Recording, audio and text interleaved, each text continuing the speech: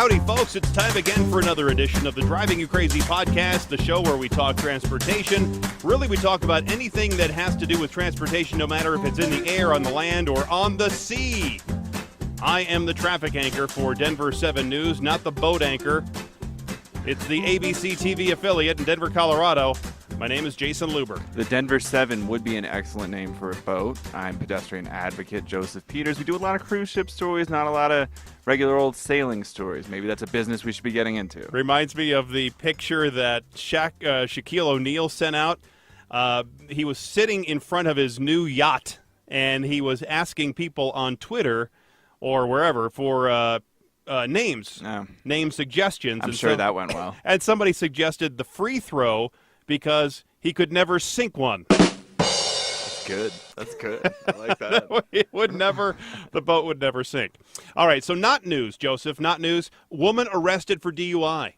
But this story gets better as the tow truck driver who came to impound the woman's car was also arrested for DUI. Yeah, nice work, sir. Oh, yeah. Boo. Dateline, Hyannis, Massachusetts, where Mass State Police say 51-year-old Patricia O'Donnell had been stopped by a trooper and arrested for drunken driving. Then 25-year-old Brandon Fenton, he was dispatched by the towing company to pick up her vehicle. Well, he too was also arrested for drunken driving after a newspaper reporter who was heading to somewhere told police, maybe even to that scene, that he saw the tow truck swerve all over the white center lines and right off the right side of the road, almost hitting a pole. That is about the funniest thing I've ever heard. Isn't that great? Oh, my God. Well, I mean, so this must have happened early in the morning, right? Yeah. So the tow truck's already a couple under. Yes. The driver, and then he gets the call, and he's like, well, I can't say no. I'm on call. Exactly. Oh. And then the bad driving was recorded, even worse, by the dash cam in the reporter's car. That journalist is very talented. And then he showed that to the police, and they made said arrest after a sobriety test of the tow truck driver. Was the second tow truck driver okay? Do you have to call in two tow trucks? I guess for that, you would right? have, because you would have had to get another, well, I guess two more, because you have to get the original car and then also the tow truck. Maybe the tow truck that takes the tow truck is also big enough for the car. Like they put the tow truck on the bed and then they just carry the car with it. So usually police have to go find a DUI. They don't It's not DUI just come to gift them. Exactly. And Jeez. there you go. Well, in a follow-up story to a story we brought to you last week, we were the first here on the Driving You Crazy podcast to tell you about the dangers of the In My Feelings challenge, based on the Drake song where some people are stepping out of their moving cars and doing a dance, but many are falling down, others are getting hit by other cars, running into poles, getting run over, whatever. Are we really taking credit for being the first ones to tell people about it? Yes, we are. Okay. We are being the first because now I saw even on the national news today, the Today Show today had this as the epidemic, and we did this a week ago. It's true. We are pioneers. We are pioneers. I'm telling you. Drake. Didn't I tell you that this was going to be a problem? I don't see what the problem is. I think we talked about this last week. It's kids being kids. Well, yeah, sure it is. I saw one kid being interviewed this morning who was like, you know what? This is just kids being kids. I'm bound to make mistakes. Good for him. Make more mistakes, kids. But now they're calling it the Kiki Challenge. Yeah, because Kiki is the first. You've heard the song, right? Yes. Yeah, Kiki. Do you know? Yeah. Can you continue the song? We We can't play it because of ASCAP BMI issues. Right. It's a theater of the mind, folks. Imagine. Some are calling it the Shiggy Challenge. Yes. I'm not calling it any of those. I'm just calling it dumb. No, anyway. Now police from all around the world, and even here in the United States, are, as we told you last week, now they're definitely telling people just to cut out the madness. Just stop it. So we're not going to do one of these videos. No. Why not? That would probably be bad for me. If I was just the passenger, right? We can just do a lap around Wash Park. No big deal. No, I probably could pull it off. Yeah, I think I'm able to do it. That's what's getting lost in all this. It's like this is not a. I'm not trying to condone the In My Feelings challenge, but this is also not a hard thing to do. The National Transportation Safety Board issued their official statement urging people to stop, saying jumping into lanes of traffic to show your dance moves is foolish. Jason. Yes. When in any of these videos has somebody jumped into an active lane of traffic? Well, there was one kid, I saw the video.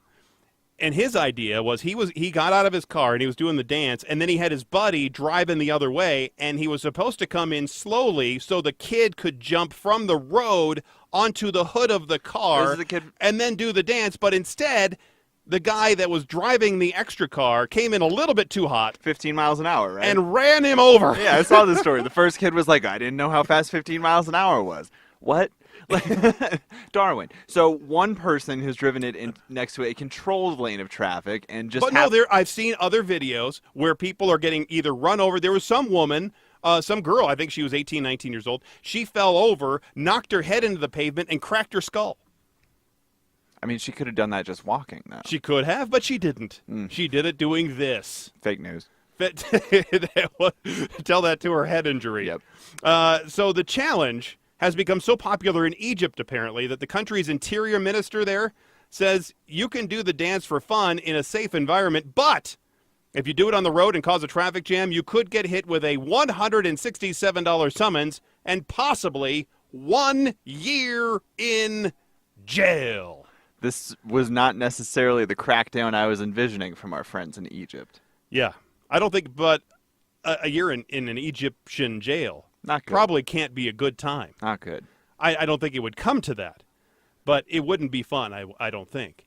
In Abu Dhabi, 3 social media influencers were arrested after posting a video of themselves doing this challenge. Abu Dhabi. Yes. Isn't that where Garfield got sent in every episode of that show? I don't know.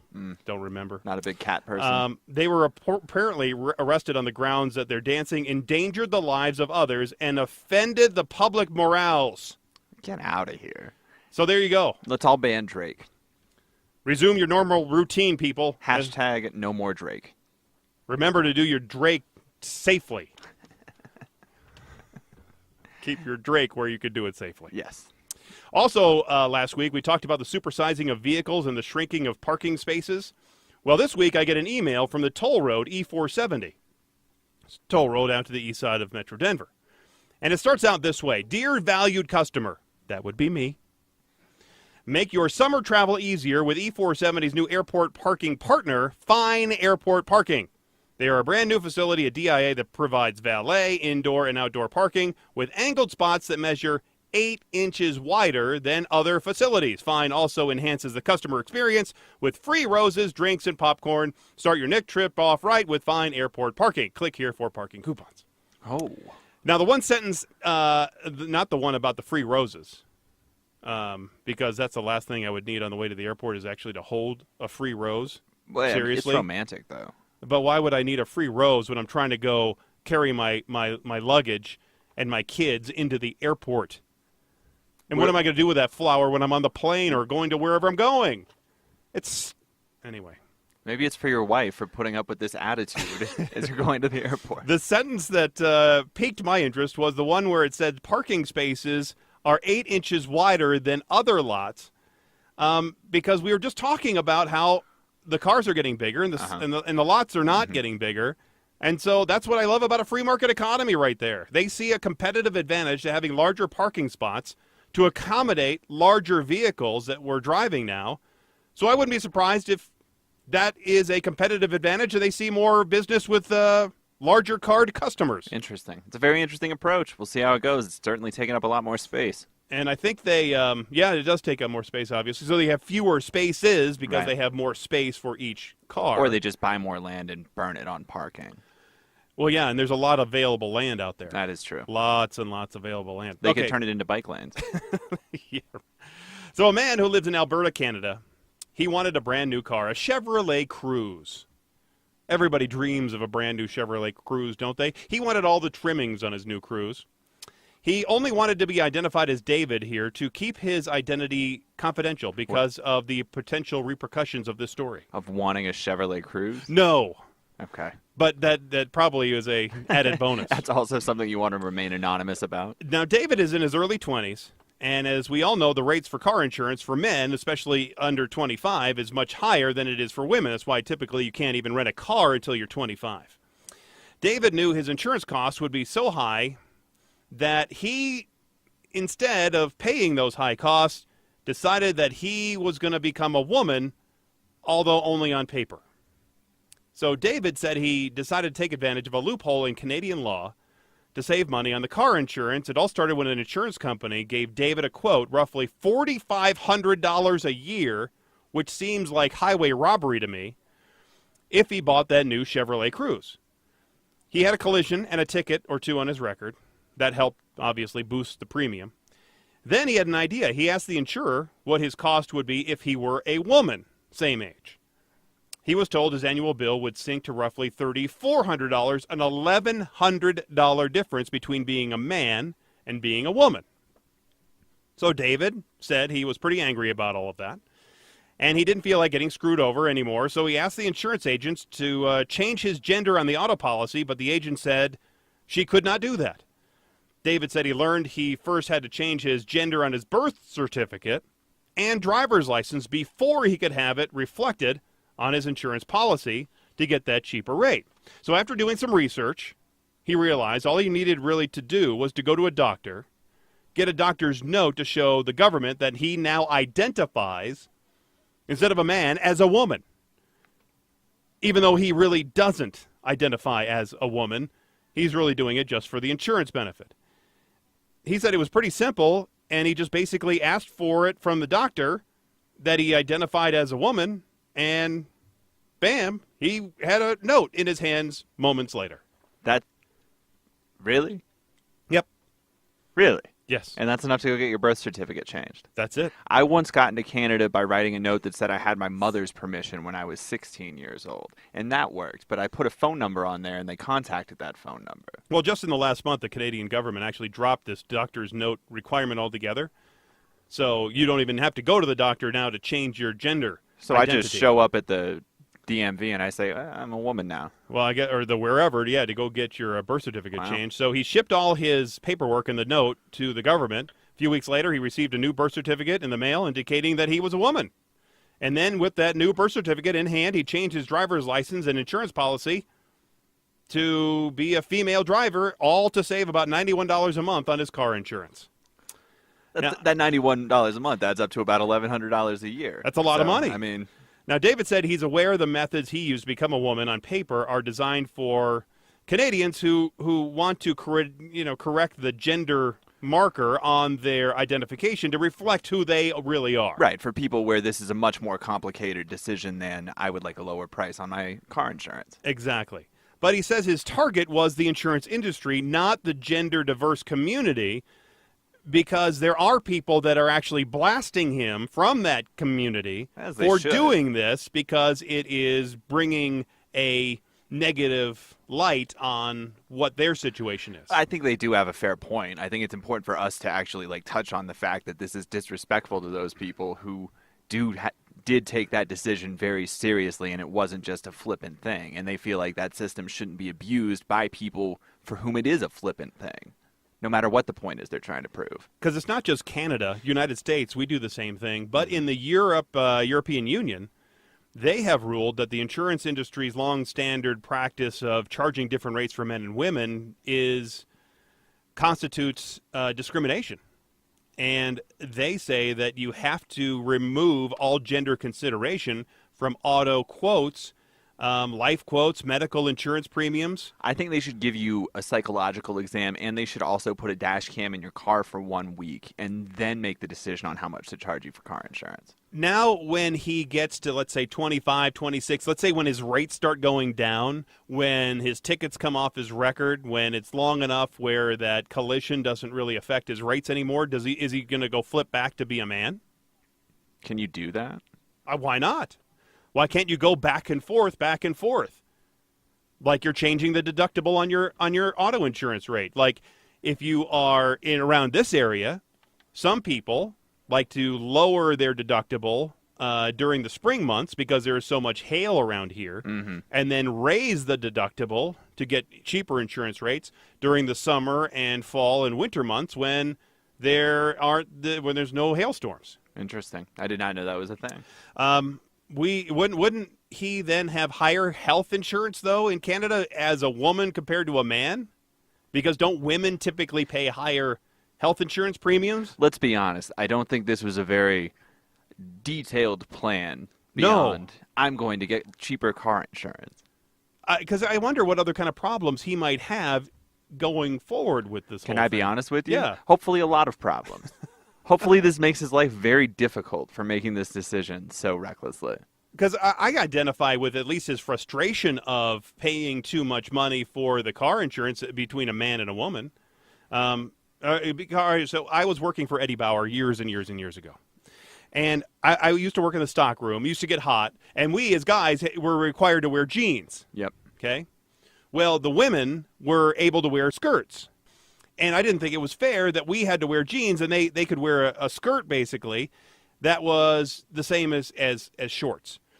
So one day, what I did is that Eddie Bauer used to sell this thing called a skort. It's actually shorts, but looks like shorts underneath, but it looks like a skirt on the outside. Okay. And I found out that, one, I'm a big girl. Yep. Size 18-20, somewhere Sounds in about there. right, yep. And so two, and I found that they were quite liberating and quite comfortable.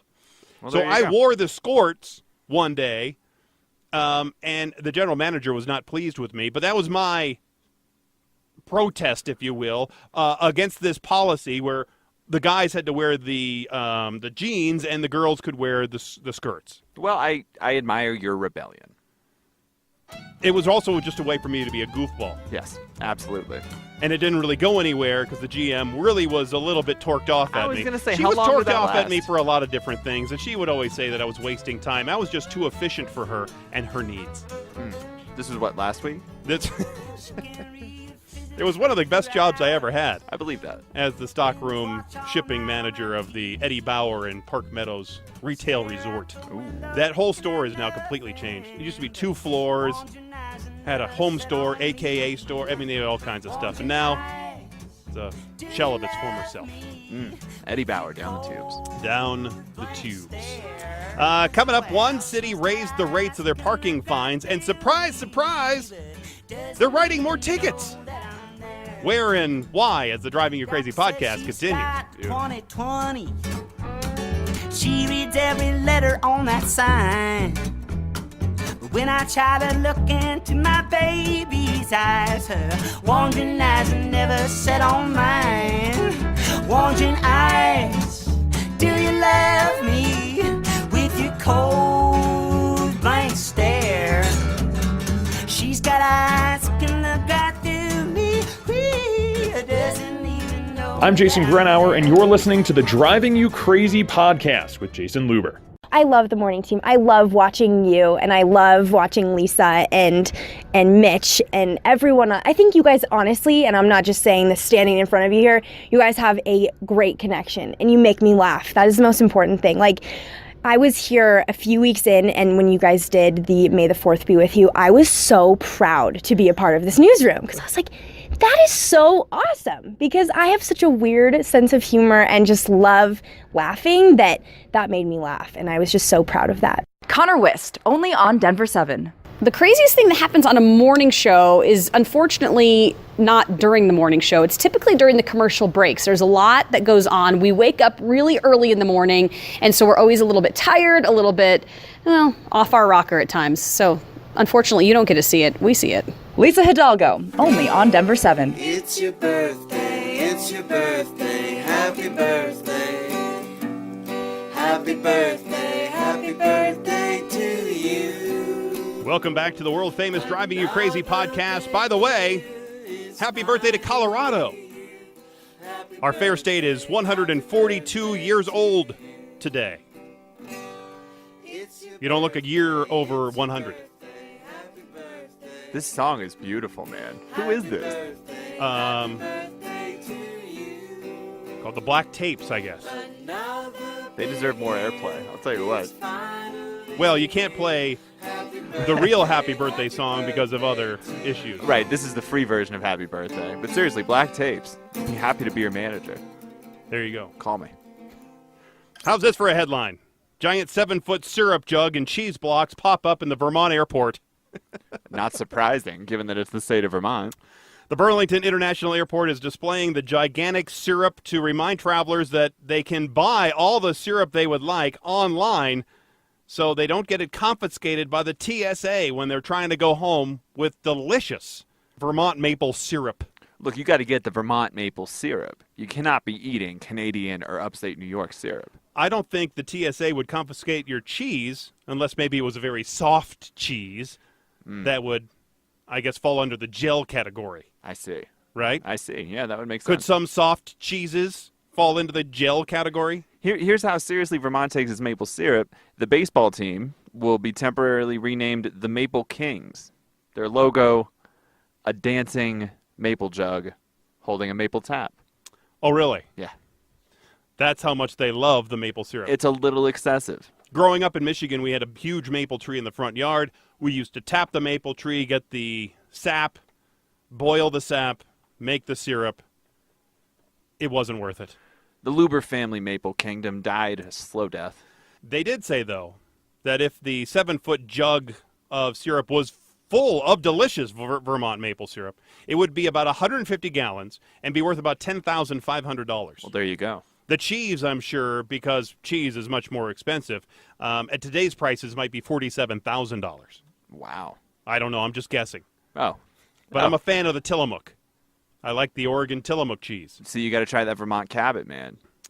I don't know. We went to Tillamook when we were in Oregon. My wife and I went right there to the Tillamook deal. They had all the ice cream and cheese you could ever want. Well, there you go. Did they show you where they cut the cheese? Thank you. Okay. Thank you. I try. Well, guess what? Did you know that we single-handedly helped Seth Rogen become the official voice of the Vancouver Transit system? Excellent. We did. If you don't believe me, just listen. Any opportunity to enrich the lives of the Canadian people is an opportunity I will take.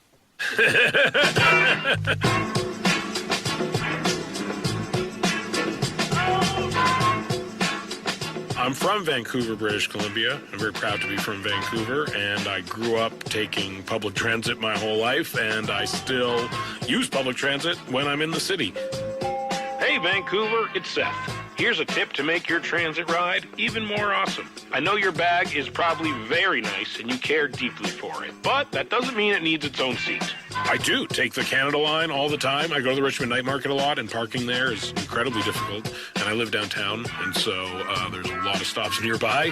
When the opportunity came up to be a voice on public transportation, I was thrilled. I am honestly always looking for ways to participate in Canadian culture and to put the spotlight on Canada. I mention Canada a lot in our movies and our work. I play Canadian characters often. Those are very nice sneakers, but kind of a horror show on the soul. So get those feet off the seat. My mom might be sitting there one day. Come on. Giving them some interesting information as to where they're going could be additive in people's lives, which is nice. So kind of like the Kiki Challenge that we were the forerunners of that, we were the forerunners of this Seth Rogen transit voice deal. It's true. Nobody campaigned harder for this Seth Rogen deal than we did. Now, we didn't actually get Seth to do the voices, but I think we were somewhat instrumental. I would say so, yeah. Seth, by the way, welcome anytime on the podcast. Exactly. He agreed to voice the announcements for no charge, with TransLink paying for the rental of the recording studio and editing services. The messages will be played while passengers board Vancouver SkyTrain, C-Bus, and other forms of transit. And it all happened after the Vancouver Transit System dumped Morgan Freeman as the potential voice after some sexual allegations. Doesn't it feel like they have a very large budget for their bus voices? Here in Denver, we just have Roach, who's great. Yeah, and but I think Roach is doing it for free. Right, a news anchor. Did Morgan Freeman do it for free? I don't know. I thought Morgan Freeman was going to do it because he was doing Visa, right? Okay. Wasn't he doing Visa? I think it was some corporate thing, because he was the voice for the corporate thing, and then after the sexual things came out, that everybody dropped him like a hot potato. Hot potato. Yeah, that's accurate. The hottest of potatoes. So there you go. And if you're thinking about going on a late summer trip, Joseph, you might want to take the bus or the train instead. Today is August 1st, and according to a new report from the insurance company Nationwide, August is the deadliest driving month of the year, with people getting into more car crashes this month than at any other time of the year. And if you're really looking to get into a crash, then drive tomorrow, August 2nd. Because over the past 5 years, August 2nd, apparently, is the deadliest day of the year to drive. Good luck, America. Don't die tomorrow. Enthusiastic words from you. Did they get into any reasons why that's the case? Just because. They looked at all of the National Insurance Institute data, and they came up with tomorrow, August 2nd, as the day where more people over the past 5 years have been killed than any other day. Because there has to be one day more than any other day throughout the year. I'm just surprised it is here in the middle of the summer. I mean, this is a big road trip month, right? So I guess that makes sense. It is Sturgis week, so there's a lot of folks heading up to Sturgis. Yeah, well. So there you go. And then they said Fridays between 9 a.m. and 4 p.m. Are also pegged as the most aggressive time for drivers. I don't know what aggressive time means, but... Well, then that's outside of rush hour, correct? Well, yeah, basically outside of the rush hour. Interesting. So I don't know why people are so eager bad. to get on the road. Yeah, here on a Thursday, August 2nd, between 9 and 4. But for real, stay safe out there. Now for your no-duh headline. Sorry, I should say that better. Now for your no-duh headline. The number of parking tickets issued in Boston spiked after fines went up. You don't say. Please tell me something you don't know. The city increased the fine, and then they, air quotes here, encouraged their meter maids to go out and write more tickets. What a dangerous job that Funny is. how that works. Thanks, City of Boston, for looking out for our community and doing the right thing. There are plenty of bad jobs out there, but I feel like there's not many worse than meter maid. Since the higher fines were introduced July 2nd, nearly 2,000 more tickets were written in the first 10 days than the same time last year, an increase of almost 6%. Some people say the tickets are written in the first few minutes after the meter is expired. That happened to me one time down here at the bank. It was, literally 2 minutes. And boom, I got a ticket. Well, you shouldn't have been parked in an expired meter, Jason. The most common violation is parking at an expired meter.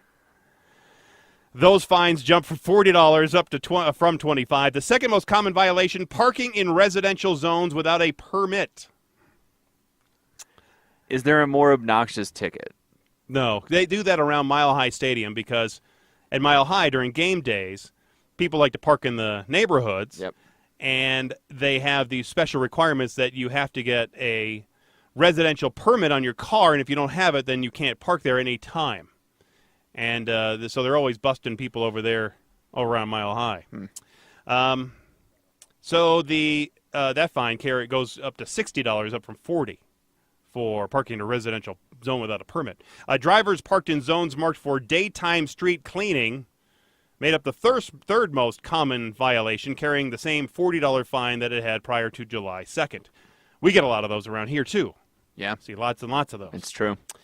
With the increased fines, the city is expected to take in, for the 35,270 tickets issued at the beginning of July, 35,000 tickets, $1.86 million. Was it worth it? For them, sure. Because the mayor, Martin J. Walsh. Marty. How would Marty talk? You can't do the Boston thing? Not going there. You can't do the Kennedy. I don't do it justice. You don't? All right. He wanted the higher fines so the city could raise an extra $5 million for transportation projects, because part of the money, about $1.5 million, is going to go pay 19 new employees at an average about $73,000 per employee. There we go. That's pretty good, huh? Investing in the economy. $2 million will go to road and sidewalk repairs and $300,000 to build bike lanes. How many bike lanes can you build for $300,000? At today's rates, probably 2. Okay. According to the National Highway Traffic Safety Administration, Joseph, more than a quarter of the deaths on the road involve speeding. If that isn't enough to slow you down, then maybe strict enforcement of speeding laws will be more of a deterrent for you.